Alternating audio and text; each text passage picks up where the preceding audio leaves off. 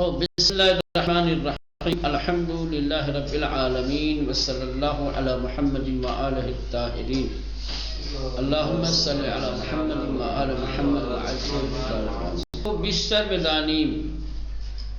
خوب جناب ابو ذر کے سلسلے میں آپ نے اس سے پہلے کچھ حالات ان کی زندگی کے اہم واقعات آپ نے پڑھے تھے.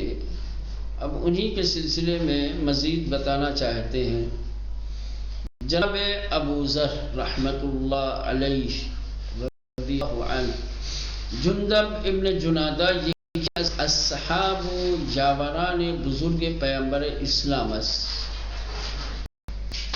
ابو ذر یہ کیا ہے؟ پرانا کنیت ہے. ابو ذر کیا ہے؟ کنیت ہے. ان کا اصل نام ہے جندب. جناب ابو ذر کا اصل نام کیا ہے؟ جندب. ان کے باپ کا نام کیا ہے؟ جنادہ. سمجھ رہے ہیں؟ جناب ابو ذر کا اصل نام ہے جندب.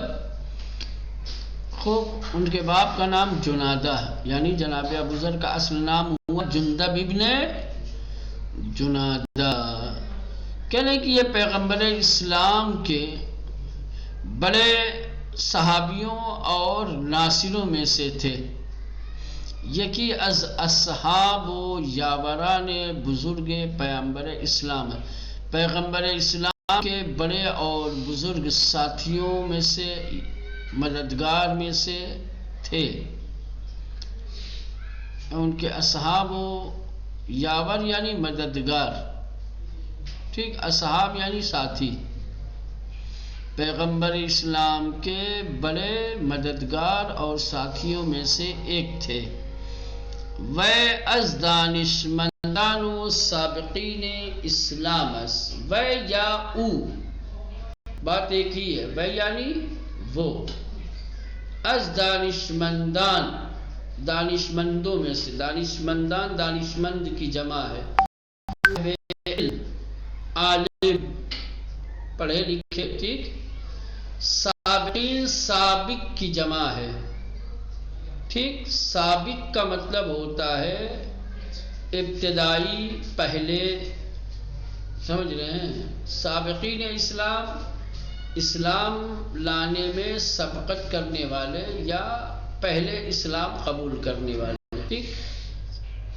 وہ از دانشمندان سابقین اسلام است. وہ اسلام ابتدائی یا پہلے اسلام لانے والوں میں سے اور دانشمندوں میں سے ہیں.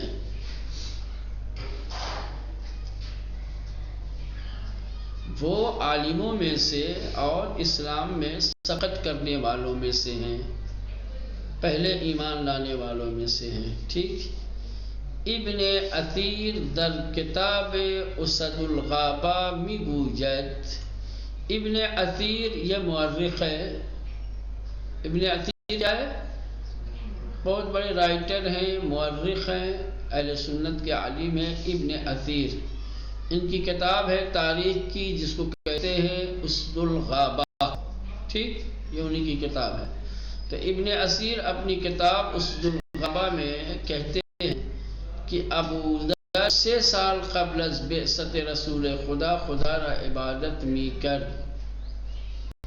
یعنی کہ ابو ذر پیغمبر اسلام کی بعثت سے 3 سال پہلے خدا کی عبادت کرتے تھے.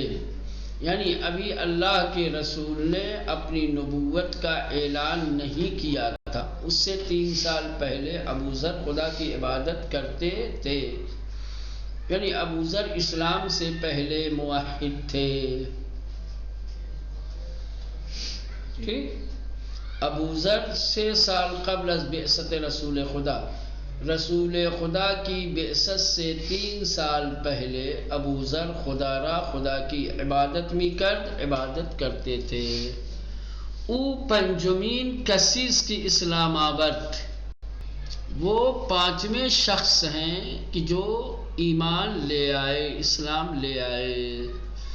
اب جانتے ہیں کہ پیغمبر اسلام نے جب نے جب اپنی بعثت کا اعلان کیا ہے، مبعوث برسالت ہوئے ہیں 27 رجب کو، سورہ اقرا بسم ربک الذی خلق کی ان آیتوں کے نازل ہوا، اور ایک ایک کر کے لوگ اسلام لاتے رہے۔ مردوں میں سب سے پہلے حضرت علی علیہ السلام، خواتین سب سے پہلے جناب خدیجہ، ٹھیک۔ تو جناب ابوذر یہ 5ویں شخص ہیں کہ جو اسلام لے آئے۔ او پنجمین کسیس کے وہ 5ویں فرد اور 5ویں شخص ہیں کہ جو اسلام آورد، اسلام لائے۔ وعہد بست کی ہر کجا باشد، اور وعدہ کیا، عہد بستن یعنی وعدہ کرنا، عہد و پیمان کرنا، عہد بست، ٹھیک، عہد یعنی پیمان، وعدہ، عہد و پیمان کیا کہ ہر کجا باشد، کہ جہاں کہیں بھی رہیں گے، حق را بھی گوید، حق کہیں گے، ہر چند بکام عدی تلخ باشد، اگرچہ کچھ لوگوں کے حلق میں تلخ لگے۔ حلق سے مراد مسئلہ یہ ہے کہ چاہے کچھ لوگوں کو لگے، میں ہمیشہ جہاں کہیں بھی رہوں گا حق بولوں گا، چاہے کسی کو کڑوا لگے۔ وعہد بس کے کجا بادشاہ کہیں بھی رہیں گے، حق را بھی گوید، حق کہیں گے، ہر چند بکام ادعی، اگرچہ کچھ لوگوں کے حلق میں تلخ باشد، کچھ لوگوں کے ذائقے کے لیے، کچھ لوگوں کے حلق کے لیے تلخ ہو، کڑوائی ہو، یعنی اگرچہ کچھ لوگوں کو تلخ برا لگے، لیکن یہ ہے کہ اب لوگوں کا ذائقہ دیکھ کر کے تھوڑی اپنی زبان کھولیں گے، ہے نا؟ ہاں، ہر آدمی کو اپنے ذائقے کا پابند ہونا چاہیے۔ صداقت، اگر آپ نے اپنا ذائقہ بنایا ہے تو سچ بولیے، چاہے سامنے والے کو کڑوائی کیوں نہ لگے، ہے نا؟ ابوذر اولین کسیس کی بشیوہ اسلام سلام نمود۔ اب یہ جناب ابوذر کے امتیازات ہیں، کہنے سب سے پہلے اسلامی طریقے سے جنہوں نے سلام کیا ہے وہ ابوذر ہے۔ اسلامی طور طریقے سے سب سے پہلے جناب ابوذر نے سلام کیا ہے۔ ابوذر اولین کسیس کے، ابوذر وہ پہلے شخص ہیں کہ جنہوں نے بشیوہ اسلام کے طریقے سے سلام نمود، سلام کیا۔ او پس از پذیرش اسلام، انہوں نے اسلام قبول کرنے کے بعد، پذیرش یعنی قبولیت، پس یعنی بعد، پس از پذیرش اسلام قبول کرنے کے بعد، بدستور پیغمبر اکرم نبی کریم کے حکم سے، بسرزمین خود، اپنی سرزمین یعنی قبیلہ غفار، یہ ابوذر غفاری جو کہا جاتا ہے، غفاری اسی لیے کہا جاتا ہے کہ یہ سرزمین غفار سے، جہاں کے رہنے والے تھے، ٹھیک، جو قبیلہ ان کا تھا، اس قبیلے کو غفار کہا جاتا تھا، اسی لیے کو غفار، ٹھیک۔ پیغمبر اسلام کے حکم سے اپنی زمین کہ قبیلہ غفار برگزشت، کہ اپنے قبیلے کے لوگوں سے گزرے، بہنگامی کہ پیغمبر میں مدینہ ہجرت فرمود، اور جب پیغمبر اسلام نے مدینہ ہجرت کی، بے ایشان ملحق گردید، ان سے ملحق ہو گئے، ان سے مل گئے۔ یعنی جناب ابوذر جب اسلام لائے تو اسلام لانے کے بعد پیغمبر اسلام نے جناب ابوذر کو حکم دیا کہ وہ اپنے قبیلے واپس جائے، ٹھیک، اپنے گاؤں محلے، اپنی سرزمین پہ، اپنے قوم قبیلے میں جائے۔ چنانچہ پیغمبر اسلام کے حکم سے جناب ابوذر اپنی سرزمین، اپنے قبیلے غفار چلے آئے۔ ٹھیک. اور اس کے بعد جب پیغمبر اسلام یہ ظاہراً جو ہے مدینے میں ہی یا مدینے کے آس پاس کے ہی رہنے والے تھے غفار، اور جب پیغمبر اسلام مکے سے ہجرت کر کے مدینے گئے ہیں تب جناب ابو ذر پیغمبر اسلام سے آ کر کے پھر ملحق ہوئے ہیں، ملے ہیں. سالہ پیش از آن کے ابو ذر تبعید گردد حضرت محمد اورا از آن جریان خبر نمودند. آپ سب جانتے ہیں کہ جناب ابو ذر اصحاب پیغمبر میں سے وہ صحابی ہیں کہ جنہیں مدینے سے نکالا گیا، جن کو تبعید کیا گیا، جلا وطن کیا گیا. لوگ کہتے ہیں ہم لوگ صحابہ کی تعظیم و تکریم نہیں کرتے، ان کے سامنے یہ تاریخیں رکھنے کی ضرورت ہے کہ ہم تو خالی زبان سے جو قابل مذمت ہیں ان کی مذمت کرتے ہیں. جناب ابو ذر جیسے جلیل القدر صحابیوں کے ساتھ بزرگوں نے کیا کیا ہے؟ ہم اگر زبان سے مذمت کرتے ہیں تو قابل لعن و طعن ہیں، تو جنہوں نے عملی طور پر کیا ہے ان بزرگ صحابہ کے ساتھ ان کو کیا کرنا چاہیے؟ یعنی ہم کچھ کہیں تو غلط ہے، تم کہو تو اچھا ہے. کون تھے نکالنے والے؟ جناب ابو ذر کی تبعید کرنے والے کون لوگ؟ جناب ابو ذر کو مدینے وہ ایسے جلیل القدر جو 5ویں شخص ہے اسلام لانے والے، اصحاب پیغمبر میں ان کا خاص امتیاز ہے.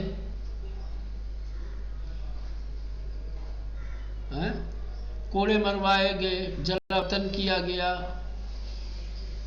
لوگوں کو روکا گیا کہ کوئی انہیں چھوڑنے واپسی کرنے نہیں جائے گا.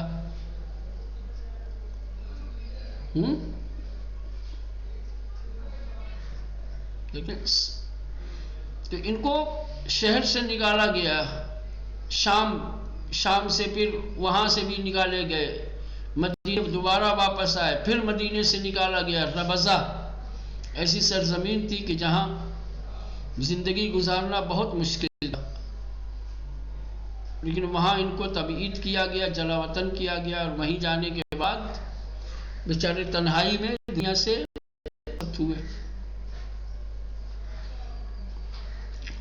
لیکن بہر صورت یہ وہ تمام معاملات تھے، خصوصاً تبعید کا جو مسئلہ ہے جناب ابو ذر کے جلا وطنی کا، تو پیغمبر اسلام نے پہلے ہی پیشن گوئی دی تھی، خبر دے دیا تھا، جناب ابو ذر کو بتا دیا تھا کہ تمہارے ساتھ ایسا ایسا ہونے والا ہے. جس طریقے سے مسعب تمار کو امیر المومنین علیہ السلام نے بتایا تھا سب کچھ کہ کس طریقے سے سولی دی جائے گی، کس طریقے سے زبان کاٹی جائے گی، پیغمبر اسلام نے جناب ابو ذر کو سالوں پہلے بتا دیا تھا کہ تمہیں مدینے سے نکالا جائے گا، جلا وطن کیا ہے. سالہا پیش از ان کے ابو ذر تبعید گردد، سالوں پہلے قبل اس کے کہ جناب ابو ذر جلا وطن کیے جائے، تبعید گردد یعنی جلا وطن کیے جائیں. تبعید وطن کرنا یعنی شہر سے نکال دیا جانا، اپنے وطن باہر کر دیا جانا. سالہا پیش از ان کے سالوں پہلے کہ ابو ذر تبعید گردد کہ ابو ذر جلا وطن کیے جاتے، حضرت محمد صلی اللہ علیہ وآلہ وسلم اورا پیغمبر اسلام نے انہیں از ان جریان اس واقعے سے خبر نمودن باخبر دیا تھا. سالوں پہلے اللہ کے نبی نے جناب ابو ذر کو اس واقعے کی خبر دے دی تھی، اس حادثے سے آگاہ کر دیا تھا. وفرمودند اور فرمایا تھا صبر کن صبر کن صبر کن، ابو ذر صبر کرنا صبر کرنا صبر کرنا، با مردم با اخلاق کے خوش رفتار کن، لوگوں سے خوش رفتاری سے پیش آؤ، با کردار زشت انہا مخالفت نما، اور یہ جو غلط کردار پیش کر رہے ہیں ان کے غلط کردار کی مخالفت کرتے رہو، ان کی بد کرداری کی مخالفت کرتے رہو. جناب ابو ذر کو جو تبعید کیا گیا ہے اس وجہ سے کہ جناب ابو ذر پیغمبر اسلام کی انہی سفارشوں پہ عمل کر رہے تھے. مدینے کے جو بد کرداری بدگفتاری میں مبتلا تھے، جناب ابو ذر سے برداشت نہیں ہوتا، ٹوکتے تھے، مذمت کرتے تھے، سرزنش کرتے تھے، تو لوگوں کو برا لگتا تھا کہ بھئی اب ہم تو خلیفہ ہیں، ہمارے پاس تو تخت و تاج ہے، ہم تو منصبدار ہیں، اور یہ ایک آدمی ہمیں آ کر کے ٹوکے، روکے اور سمجھائے، ہماری سرزنش کرے، تو یہ برداشت نہیں ہوتا تھا ان لوگوں سے۔ بجائے یہ کہ وہ تأمل اور تدبر کرتے اور جناب ابو ذر کی باتوں پہ غور کرتے کہ بھائی جناب ابو ذر جو کہہ رہے ہیں وہ کس حد تک سچ ہے، ہمیں اپنا اخلاق و کردار بدلنے کی ضرورت ہے، ابو ذر کو شہر بدلنے کی ضرورت ہے، لیکن بجائے یہ کہ اپنا اخلاق و کردار بدلتے، جناب ابو ذر کو ہی شہر سے نکال دیا، نہ رہے گا بانس نہ بجے گی بانسری، رہیں گے ہی نہیں تو کون ٹوکے گا، کون روکے گا۔ تو برصورت اللہ کے نبی نے جناب ابو ذر سے کہا تھا صبر کن صبر کن صبر کن، ٹھیک، با مردم لوگوں کے ساتھ با اخلاق خوش اچھے اخلاق کے ساتھ رفتار کن، معاملہ کرو، میل جول رکھو، ملاقات رکھو، رابطہ رکھو، پیش آؤ، وبا کردار زشت آنہا، اور ان لوگوں کے برے کردار کی مخالفت نما، مخالفت کرو، ٹھیک، بد اخلاقی اور بد کرداری سے لڑو، مخالفت۔ رسول خدا صلی اللہ علیہ وآلہ وسلم دربار زہد و تقوی ابو ذر فرمودند، اللہ کے نبی نے جناب ابو ذر کے زہد و تقوی کے بارے میں فرمایا ہے کہ زہد و پاکی ابو ذر درمیان امت من، کہنے کہ جناب ابو ذر کی پاکیزگی کا زہد میرے امت کے درمیان مانند زہد عیسیٰ ابن مریم، مریم ابن عیسیٰ کے زہد کی مانند ہے۔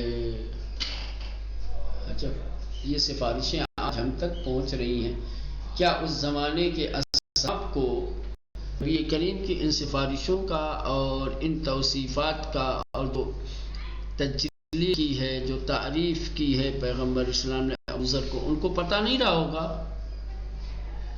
ہم تو جن کی بد کرداریوں پہ انگلی اٹھاتے ہیں ان کی تو بد کرداریاں واضح ہیں۔ اب اللہ کے نبی نے جس کے زہد کو جناب عیسیٰ کے زہد جیسا قرار دیا ہو، تم نے تو ان کے ساتھ زیادتی کی ہے، ہم سے بڑے مجرم تو وہ لوگ ہیں، ہم بھی کرتے ہیں تو ہو جاتے ہیں بدنام، اور وہ قتل بھی کرتے ہیں تو چرچا نہیں ہوتا۔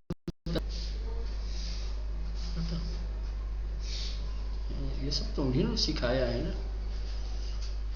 چلیں ٹھیک، تو رسول خدا دربار ابو ذر فرمودند، اللہ کے نبی نے جناب ابو ذر کے تقوی اور زہد کے بارے میں فرمایا ہے۔ کیا فرمایا کہ زہد واقعی ابو ذر، اب یہ کوئی معمولی بات نہیں ہے، کوئی چھوٹا انسان نہیں، کائنات کا سب سے بڑا زاہد اور عابد، سب سے بڑا صادق و امین نبی اور پیغمبر، کسی زہد و تقوی اور کی پاکیزگی کے بارے میں یہ جملہ کہہ دے،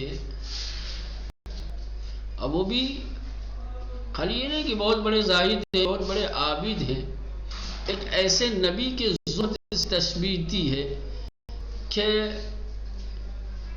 زہد میں جن کا نام سر فہرست آتا ہے، جن کا زہد مشہور ہے، معروف ہے، جن کو صفت زہد کے ساتھ ہی پہچانا جاتا ہے، زہد عیسیٰ، کہنا ہے کہ زہد و پاکی ابو ذر درمیان امت من، میری امت کے درمیان ابو ذر کی پاکیزگی اور زہد ایسے ہی ہے جیسے عیسیٰ ابن مریم کا زہد و پاکیزگی ان کے زمانے میں تھی، یعنی زہد میں پاکیزگی میں ابو ذر میری امت میں عیسیٰ ابن مریم جیسے ہیں، بہت بڑی بات ہے۔ چلے، ابو ذر رحمت اللہ علیہ در راست گوئی و صراحت بیان آنچنان مشہور بود کہ حتی ابو درداء مالک دینار و عبداللہ ابن عمر روایتی را انچنین نقل کردند واقعی بڑے راستگو سچے اور باصراحت کھل کر کے واضح طور پر بولنے والے تھے.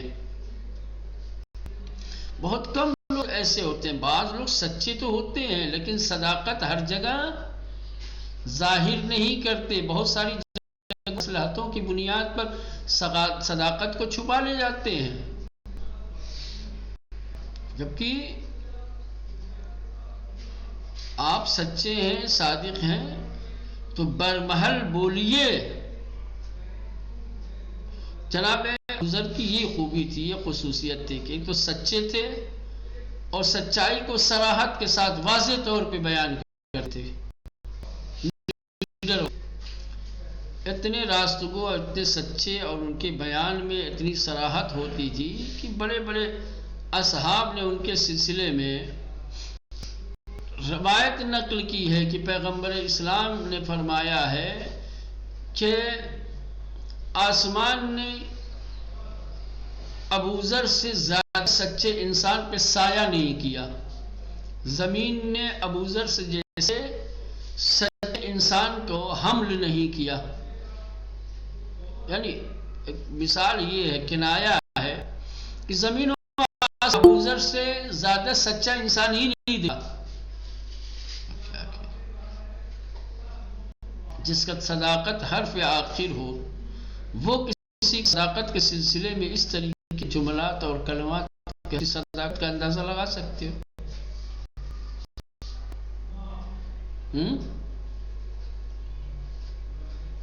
جس کو کفار و مشرکین صادق کہتے ہوں وہ جناب ابوذر کو اتنا صادق کہہ رہا ہے.